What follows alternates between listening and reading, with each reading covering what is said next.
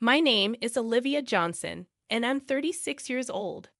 I have a husband who is 3 years older than me, and we have a son in elementary school.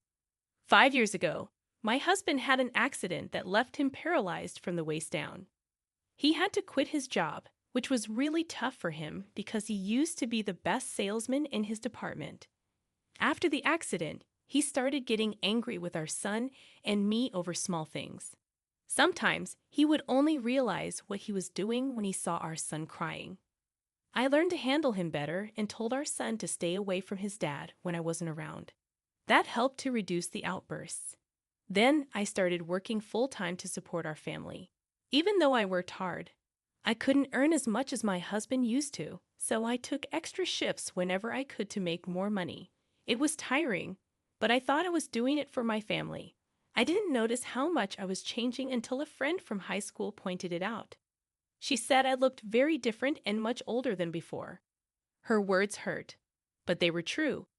I used to care a lot about fashion and makeup, but now I focus on practical things and don't keep up with the latest trends.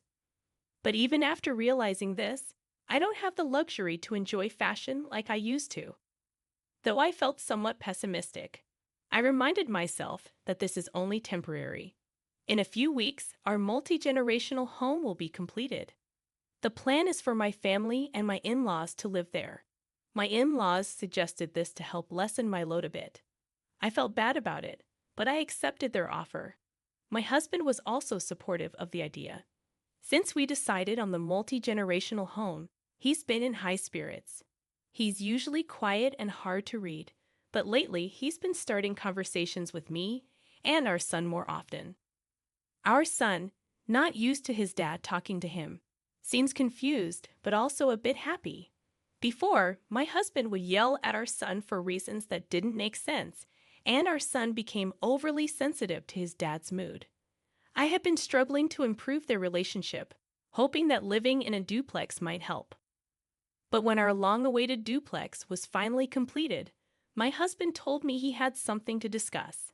He mentioned that my mother-in-law would also be present, and I had a bad feeling about it. Despite my apprehension, my husband began to speak with a smile on his face. "I can finally tell you, Olivia," he said.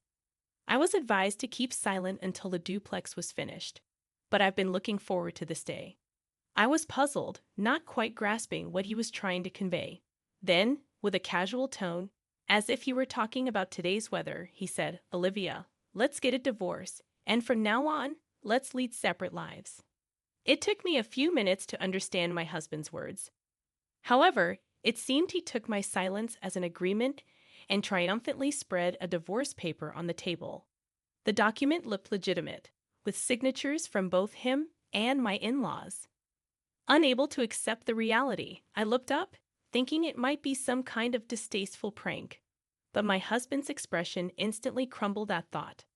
I felt the determined resolve in his eyes, a promise to absolutely divorce me. Instinctively, I turned to my mother-in-law for support. But with an unreadable expression, she simply said, "Sign the paper." I felt betrayed. I thought things were going well with both my husband and my mother-in-law, but perhaps it was only me. Tears welled up as I bit my lower lip and looked down. Meanwhile, my husband continued to speak. "You could take our son, Olivia," he said. "He would be happier. Besides, with my health condition, it's impossible for me to take care of him." I cut him off. "Hold on. I never agreed to getting a divorce. You never said anything about this. You can't just decide all this on your own." I voiced my displeasure. During the brief silence, I asked, "First off, what do you plan to do without me? Do you realize how much I've supported you?" As soon as my husband heard these words, his expression changed. His face turned red, and he glared at me, yelling, "That's what I can't stand about you, your self-righteous way of talking. I didn't choose to be like this, yet you always look worn out, acting as if you're the only one suffering. I feel blamed every time. I'm fed up with you and your victim complex." I lost my words, hearing the true feelings of my husband. I couldn't hold back my tears anymore. Seeing me crying, my husband looked annoyed and said, "See, you always play the victim, right, Mom?" You'd agree that a wife like her who can't even respect her husband isn't suitable for me, right? Don't worry, my new partner is young and beautiful, and I'm sure you'll like her. His words hit me like a punch to the gut. Finally, I understood the real reason why my husband wanted a divorce. He was having an affair, and he was trying to get rid of me, the obstacle to be with his mistress. I never thought my husband would cheat on me, not because of his personality, but because I thought there was no chance for him to meet someone else. But I was wrong. He told me how he met his mistress. He met her online, and through texting each other every day, they developed feelings and fell in love. Learning about this whole online dating thing was bewildering for me. Looking back, my husband had been glued to his phone recently. Moreover, when he was engrossed in his phone, he seemed to be in an exceptionally good mood, oblivious to my husband's affair. I would think to myself, it's nice to see him in a good mood today. Yet, for all I knew, he may have been secretly inviting that woman over to our place when I wasn't around. Just the thought of it was enough to make my blood boil. Despite our arguments, I had never once considered leaving him before. But now, after hearing his true feelings, I just couldn't imagine being with him any longer, even if he took back his words and said, I don't want a divorce after all. I was now determined to leave him. As I made this decision, I heard a loud slap. Startled, I looked up to see my mother-in-law, her face twisted in an expression I had never seen before. My husband's cheek bore a red handprint. Realizing she had slapped him, I was taken aback. I would never have expected my mother-in-law to lay a hand on her son. She turned to me, deeply bowing her head in apology. I'm really sorry. I apologize for letting you take care of such a despicable son. As she uttered these words, her face a mask of profound regret, my mother-in-law said, Olivia, you're too good for my son. You've done so much for him, more than we could ever thank you for. My husband and I were looking forward to living with you too, but it seems you'll be better off without our son. She continued, we will make sure you receive proper alimony and child support, so please go ahead and divorce him. My husband, his face beet red, tried to retort, but a glare from his mother shut him up. A different kind of tears welled up at my mother-in-law's words. They brought both relief and sadness. Regardless of my husband, I was saddened at the prospect of ending my relationship with my in-laws. Encouraged by my mother-in-law, I filled out the divorce papers. And just like that, my husband and I became strangers. After parting with him, I returned to my parents' house with my son. They said it was fine to stay with them until things settled down, so I decided to take them up on their offer. I planned to continue working as before but discussed reducing my workload with my boss. I was considering changing jobs if needed, but my boss agreed to accommodate me without hesitation. To be honest, it took me by surprise. Apparently, my boss had been worried about my excessive workload for a while now. With a wry smile, he said, I was actually worried you might collapse one day, but knowing your situation at home, I didn't say anything. Feeling guilty, I bowed my head and apologized to my boss for causing him concern. He quickly shook his head, saying, No, it's just me worrying too much. But thinking about it, it's good that you left your ex-husband. His words brought a smile to my face, and I nodded in agreement. I'd also told my coworkers about my divorce. I thought it would be better to let everyone know since I was reducing my workload. I was anxious about their reaction, but when I honestly told them the reason for my divorce, they threw a party for me.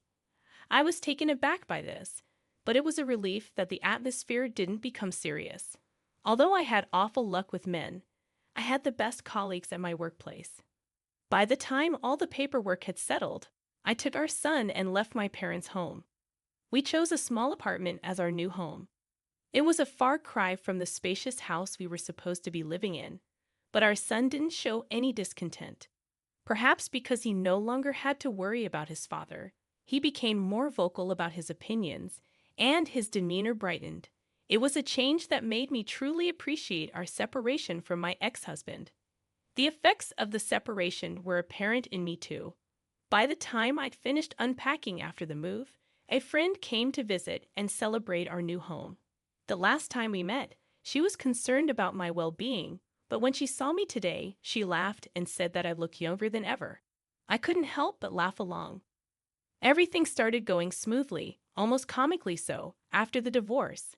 I suppose my old self was under so much stress, physically and mentally. Now I realized I was merely a maid for my ex-husband back then. I still can't forgive my ex-husband, and I don't want to see him, but I do meet my in-laws once a month now. A while ago, my son got a fever, but I absolutely couldn't take a day off of work that day. And to make matters worse, my parents weren't available either. Out of desperation, I reached out to my in-laws. They immediately came over to take care of my son. We used to barely communicate due to the situation with my ex-husband. But since that day, we make sure to meet at least once a month. They thanked me for letting them see their grandson, but I was grateful that they still loved my son even after the divorce. My son occasionally mentioned his grandparents, but he never said he wanted to see them, perhaps out of consideration for me. However, he did ask how they were doing. After all, they were his beloved grandparents. To be honest, I didn't want to take his grandparents away from him, so it was a relief to know they wanted to see him too. By the way, my son never once mentioned my ex-husband. Even my in-laws knew that we didn't want to see him. However, my ex-husband had a different idea. I was utterly surprised when I heard from my mother-in-law that my ex-husband was considering getting back with us. I thought that things were going well with his mistress. According to my mother-in-law, the mistress moved in shortly after we left. It seemed like they had it all planned out. The mistress was delighted to see the new house and moved in without even getting permission from my in-laws. They were taken aback, but decided to act as if my ex-husband and his new partner didn't exist. At first, the mistress seemed pleased with the minimal interaction with my in-laws, but soon she started showing signs of discontent. Apparently, she thought that my in-laws would be helping with the household chores. She complained about it to my ex-husband. He then said to his parents, "What's this all about? Didn't you promise to help with the housework?"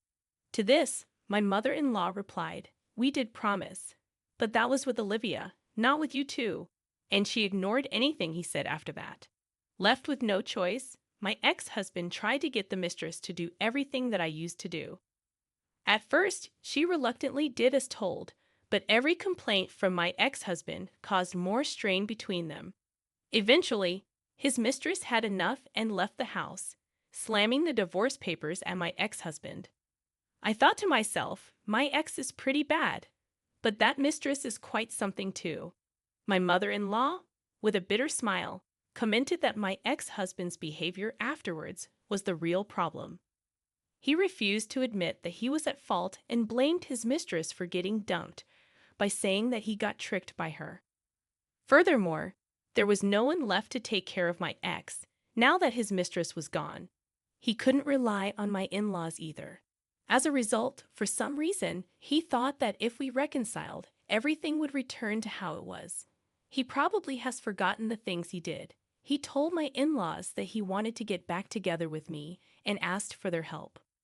When I heard about this, I couldn't help but shudder at the thought of living with my ex again. My mother-in-law quickly reassured me, saying, "Don't worry," we firmly refused.